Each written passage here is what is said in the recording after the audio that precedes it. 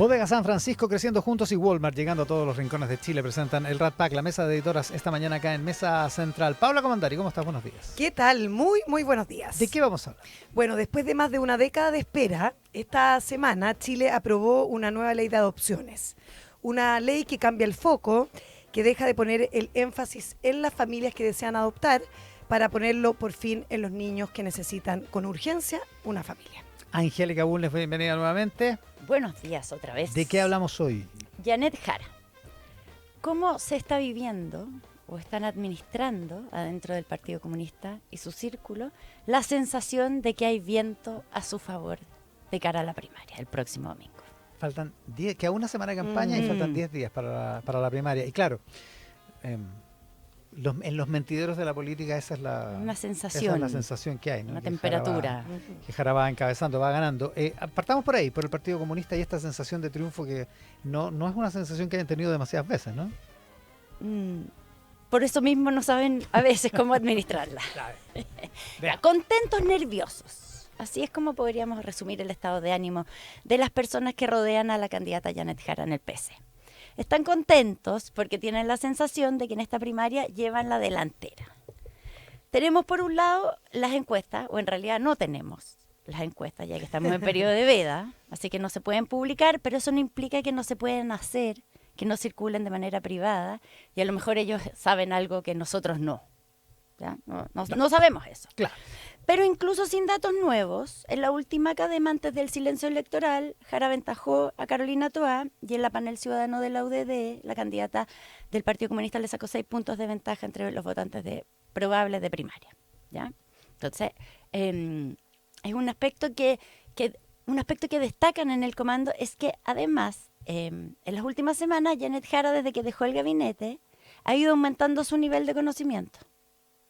En general, cuando tú aumentas tu nivel de conocimiento, tu valoración cae, porque antes te conocían más bien la gente a la que le gustas. Entonces crece y empieza a caer. Y eso no ocurrió en el caso de Janet Jara aparentemente. O sea, sigue creciendo su conocimiento y sigue manteniendo una buena valoración positiva. Entonces, eso también genera una sensación.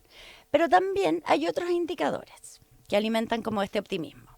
El crecimiento de Jara en las redes sociales. La candidata tenía 20.000 seguidores más o menos en Instagram cuando dejó el gabinete y va en 200.000. La meta era como lleguemos a 90.000 y van en 200.000. Claro, y además es casi el doble de lo que tiene Carolina Toá en Instagram.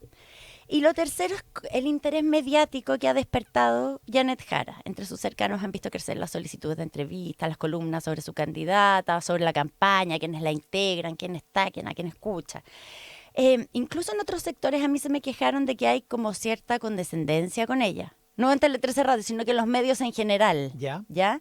Un poco quizás en la línea de lo que planteaba ayer el rector Carlos Peña en una columna en El Mercurio, en que decía, su militancia en el Partido Comunista es flagrante y obvia, está a la vista de todos y por eso ya casi nadie la nota. Y gracias a eso aparece como una candidata casi etérea, desprovista de ideología, atenta a las necesidades inmediatas. Hay una cosa el punto, que criticaban en otros sectores. Bueno, y a eso se suman apoyos como el que le dio el martes, lo dijo en una entrevista en CNN Chile con Mónica Rincón, el alcalde de Puente Alto, Matías Toledo, el mismo al que habían estado cortejando hace poquitos días desde el Frente Amplio en ese desayuno con chavatas que dio tanto que hablar. Ah, de veras, sí. ¿Se acuerdan? Sí, claro. Porque provocó la columna de Daniel Matamala el domingo. Exactamente, ha dado harto que hablar ese encuentro, pero Matías Toledo es bastante evidente, si uno conoce como su trayectoria, él viene como del mundo, como del trabajo comunitario, como muy anti-establishment, que no le iba a dar su apoyo a Carolina Toá. El debate era si se lo iba a dar al Frente Amplio o al Partido Comunista, y él dice... no es que él arrastre a todos sus votantes, pero igual es una figura, acaba de ganar, acaba de asumir el municipio que es uno de los más masivos más poblado del país. Claro. Exacto. Y que recuerdo la noche de la elección de la municipal, que estaba la duda de si llegaba o no llegaba. Exactamente, la moneda. Que llegó como una cosa media de independencia, con cierto escepticismo con el gobierno. Exactamente, o sea, sí. Por eso es un momento que le haya dado ese respaldo y es un golpe para el candidato del sector del Frente Amplio. Claro, estaban convencidos que iba a cruzar. Iba con ellos. Sí. O sea, no sé si estaban convencidos, pero estaban intentándolo. Claro, al menos. claro. Pero como que se esperaba eso al final. O sea, que por eso que fue tan sorpresivo lo del... igual es una noticia. Claro, es un golpe para esa candidatura. Bueno, ya, ¿significa esto que la primaria Janet Jara la tenga ganada? para nada. Hablaba ayer, por ejemplo, con Roberto Isixson, de CADEM, y me decía, en realidad esta primaria, la verdad es que acaba de empezar. Empezó la semana pasada, si no esta. Como el tema se prendió ahora, y además ya está bastante visto que elecciones como esta, la gente define si vota o no, esta es voluntaria, y por quién vota los últimos días. Al último momento, claro. Salvo los que son militantes y están como desde el comienzo con una candidatura. Ayer me preguntaron, oye, ¿es obligatorio? Es obligatorio, sí, la gente está Están preguntando, preguntando. sí. Y me dio risa porque justo en la mañana había hablado con una persona que me dijo que hay una sensación de que puede ir a votar más gente por la percepción de que es obligatorio, uno. Claro. La percepción equivocada de que es voto obligatorio. Y dos, porque ya habiendo votado muchas veces la gente como que Por inercia. le va. gusta, Ya, de votar o le pierde el miedo, o le pierde el miedo a la lata, o incluso le gusta ir a votar. Y por eso puede favorecer la participación. Estamos como acostumbrados, ya una vez al año hay que ir a votar y Ahora, ya está. Casi nadie está esperando 2 millones de votos. O sea, digamos. claro, Pero gran bueno, incógnita, ¿cuánta va a ser la participación? habrá que ver. Bueno, por verse, pero también va a influir mucho. O sea, lo que pasa estos días es bien clave. Es difícil hacer pronósticos muy anticipados. Queda una semana de O sea, campaña 10 y días 10 para días, esto es, claro. es harto. Ya, pero también tienen motivos para estar nerviosos en el Partido Comunista, aunque tengan esta sensación de que la cosa va bien. La campaña comunista ha enfatizado 3 aspectos de la candidata. Cuando digo la campaña, es ella misma también, si ella está en control de su campaña. Se la vio en muchos controles esta Vamos semana. a llegar a eso. El más evidente es su perfil meritocrático. Hemos estado como ha estado bien a la vista, que viene de un origen popular y que pese a todos los obstáculos ha logrado estudiar, ser dirigente, subsecretaria, ministra, y junto con eso su experiencia, que no viene de afuera de la política, como al parecer buscaban las personas en elecciones pasadas, como no queremos saber nada de los que vienen de la política, ahora pareciera que interesa que tengan experiencia política. Ahí entonces Ahora, ella la tiene. Tiene experiencia política, Coneja, pero lo que escribía Rafael Mucio, que lo encontré muy bueno, que describía a la candidata Jara como una persona que no cambia siendo ministra y en las redes sociales como que se le ve parecida, se la ve cómoda en ese estilo, muy distinto a Carolina Toá, que recién la estamos viendo como persona y no como autoría. Claro. Usted quiere una diferencia interesante. Sí, es verdad. Bueno, por eso también, a lo mejor eso explica el crecimiento que ha tenido en las redes sociales. Claro. Que ya sienten como una efervescencia ahí. Ya, también que otro aspecto que destacan es que es capaz de lograr acuerdos que producen impacto concreto en la vida de las personas. 40 horas pensiona, Ley Karin, es parte como de los énfasis que están permanentemente haciendo. Y 3, que si bien reivindica lo que ha hecho este gobierno, queda mucho para hacer para avanzar en una sociedad más justa. Entonces logra así un ajuste entre haber sido parte del gobierno, fue una parte importante, pero que considera que no es suficiente. Dos cosas, dos apuntes. Ayer conversaba con Eolo Díaz Tendero, el director ejecutivo de Horizonte Ciudadano, la fundación de Bachelet, en Hablemos a las 12 por T13 en vivo. Como su nombre lo indica, todos los días a las 12.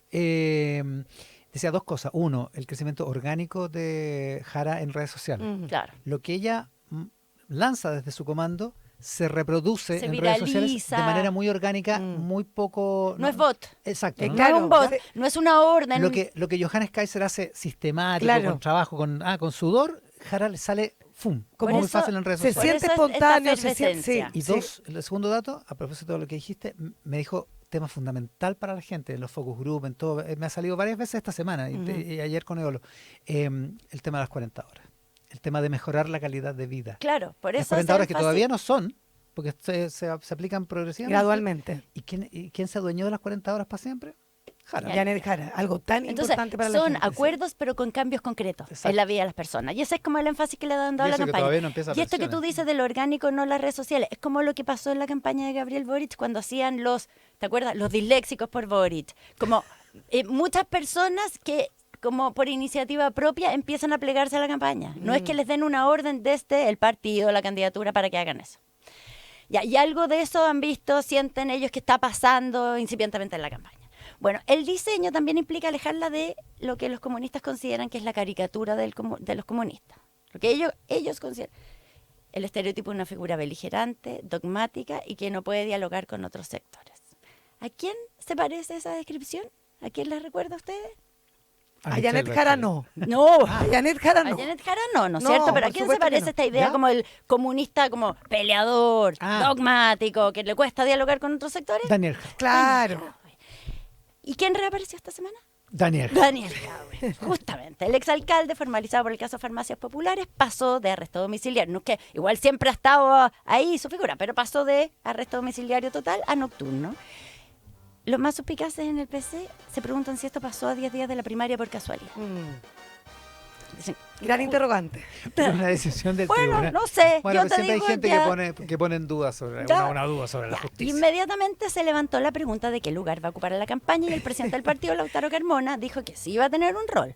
Rápidamente Janet Jara aclaró que si quiere salir a volantear, genial por ella, pero que no es el momento a días de la elección para cambiar la estructura del comando y Claro, que él porque tiene Carmona habló de otra. comando. No, Exactamente. claro, de que se metía al corazón del comando. Exacto, y que él tenía, y dice Janet Jara, él tiene otras prioridades de las que tiene que ocuparse, que es como de su defensa. La Paula reportó esto. Paula, cuenta un poco, tú lo contaste en Conexión, como un poco lo que pasó cuando se produjo esta disputa el día martes. Claro, es que fue muy llamativo para ellos, porque además Daniel Jadwe está experimentando este proceso judicial.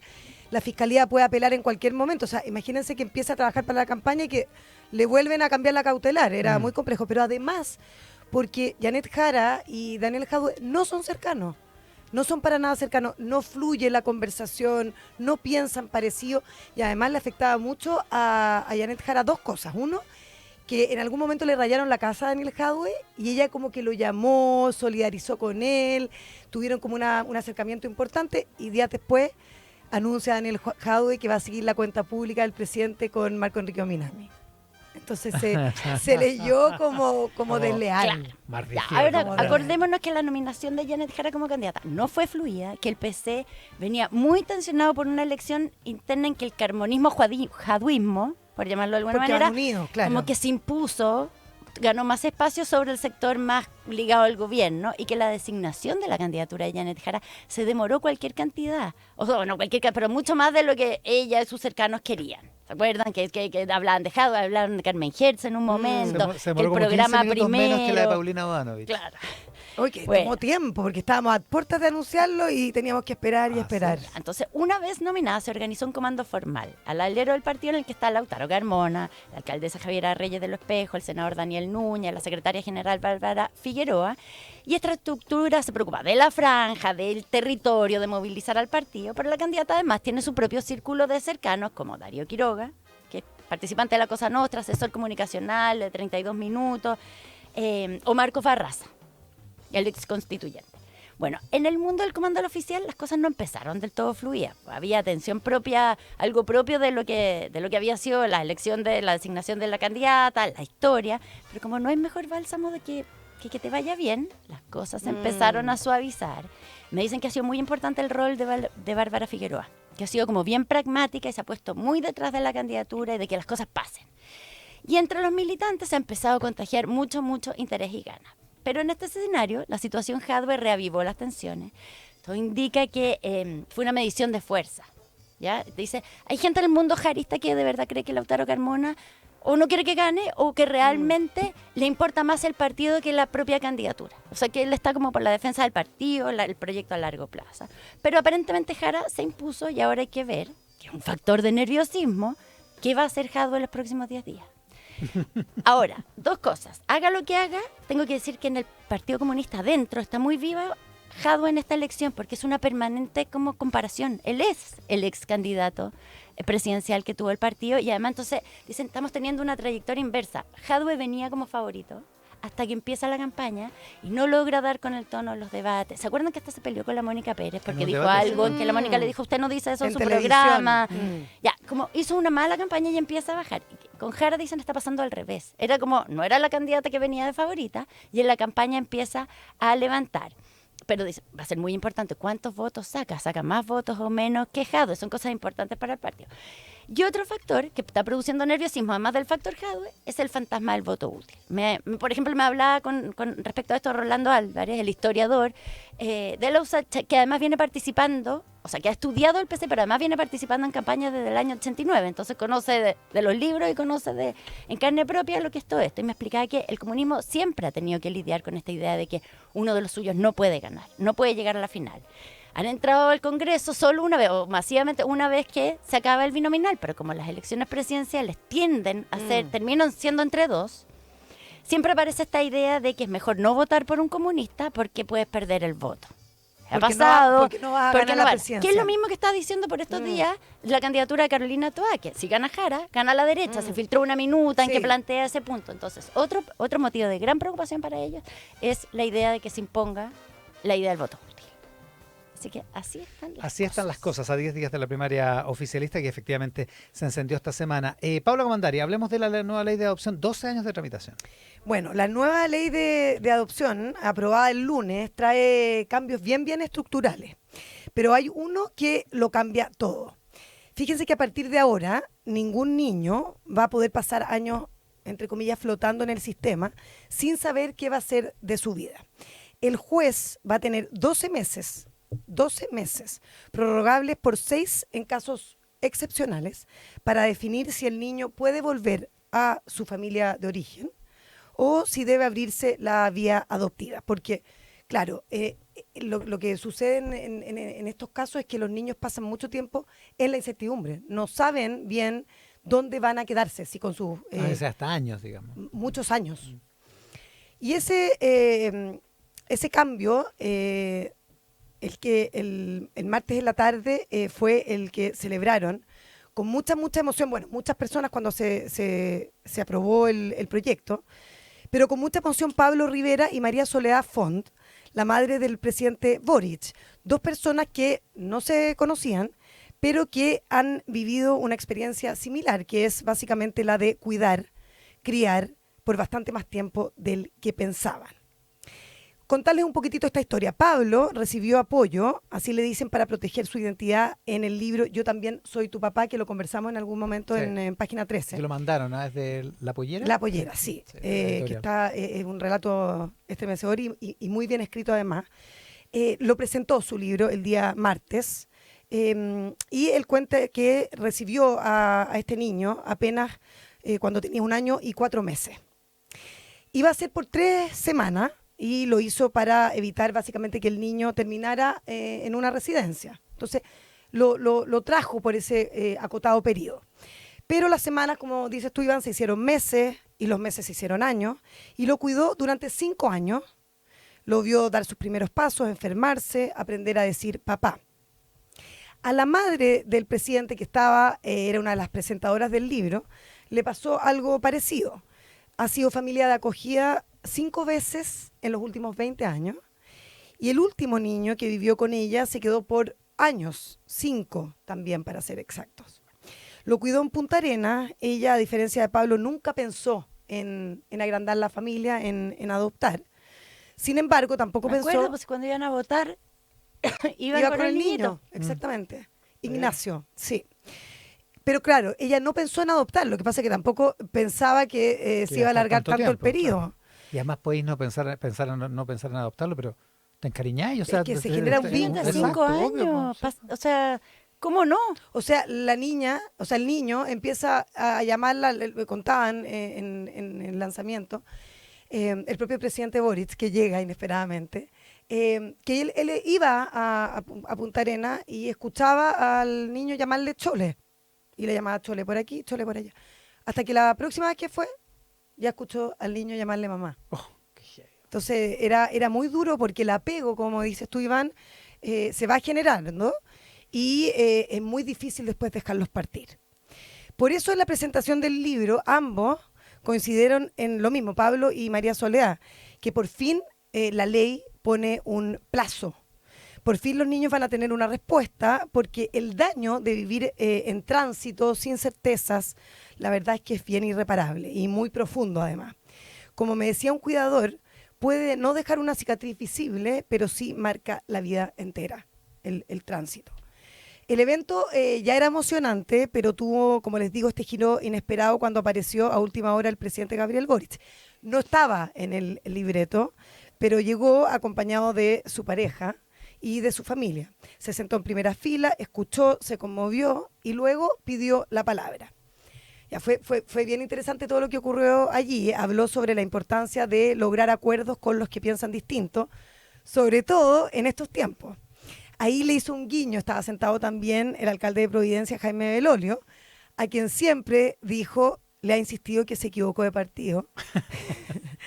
Y también agradeció por empujar la ley de adopción y convencer al mundo UDI que se negaba a que los homosexuales pudieran adoptar. Bueno, desde esta semana ellos también pueden, el mundo homosexual. Y prácticamente en igualdad de condiciones, digamos. Exactamente. Que es una cosa de esta ley, ¿no? Muy, muy importante.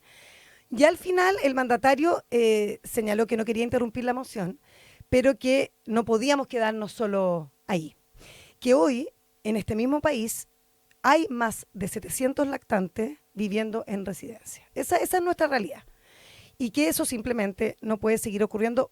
Bueno, ¿por qué no puede seguir ocurriendo? Porque nos da pena, porque le hace mal a esos niños. Bueno, además porque está prohibido por ley que los menores de 3 años vivan en este tipo de instituciones. Pero aún así están ahí. La razón, y eso es lo triste y lo lapidario, no hay familias de acogida suficientes.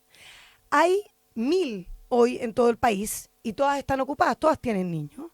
Y fue por eso que el mandatario hizo un llamado explícito, directo, literal, dijo, nos faltan 700 hogares y no los tenemos. Por eso quiero pedirles que se lo piensen, que se animen a hacer una familia de acogida. El sistema los necesita, los niños los necesitan. Creo que es un llamado también para todos los que nos escuchan, si alguna vez tuvieron esa inquietud, que puede ser muy, muy trascendental para muchos niños. Es importante, y aquí se genera muchas veces la duda, despejar y entender básicamente, que no estamos hablando solo de niños adoptables, cuando vemos a los niños que están en las residencias o en el sistema de acogida. Esa como que es otra categoría. El año pasado en todo Chile se declaró la susceptibilidad de adopción para 252 niños, que son los que se ha verificado, no tienen opción real, después de todo un proceso que se hace, de volver con sus familias de origen. Claro. Entonces, para ellos sí hay mucho más disponibilidad de familias adoptivas, porque claro, hay una espera para adoptar, no así para las familias de acogida. Entonces, el gran drama está en los que no han sido declarados adoptables y que, sin embargo, tampoco pueden estar con sus padres biológicos. Son los que, como les digo, repito eso, están en tránsito y los que crecen a la intemperie emocional. Esta ley, que es importante porque la ley es la ley de adopción, pero además se hace cargo de las familias de acogida y de todo lo que puede pasar con ellas. Y acelera el proceso, ¿no? Acelera el proceso, claro, total, por los plazos que les digo de que se tiene que declarar qué va a pasar con el niño a los 12 meses.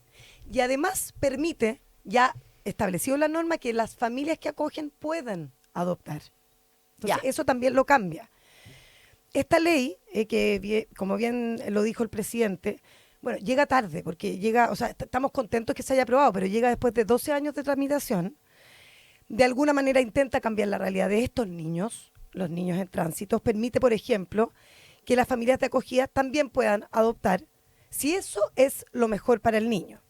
Y como decía Iván, elimina esta vieja prelación que favorecía solo a los matrimonios. O sea, antes siempre los matrimonios tenían la prioridad.